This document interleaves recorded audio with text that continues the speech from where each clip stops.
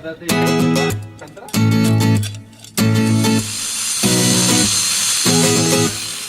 niyo po ako.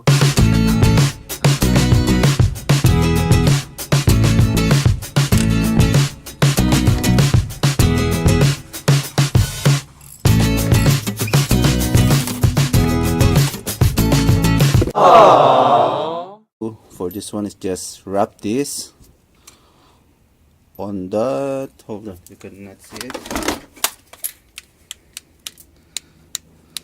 There you go, right there. So wrap the chain over there.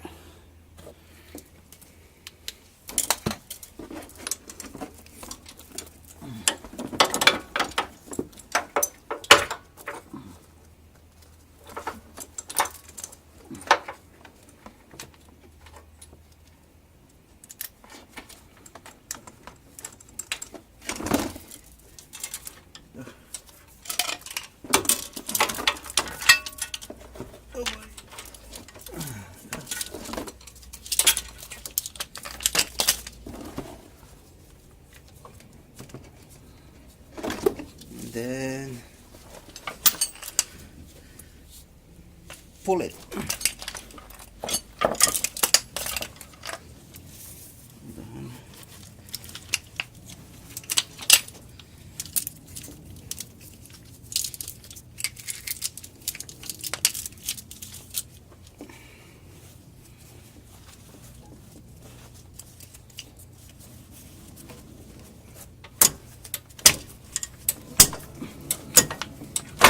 There you go.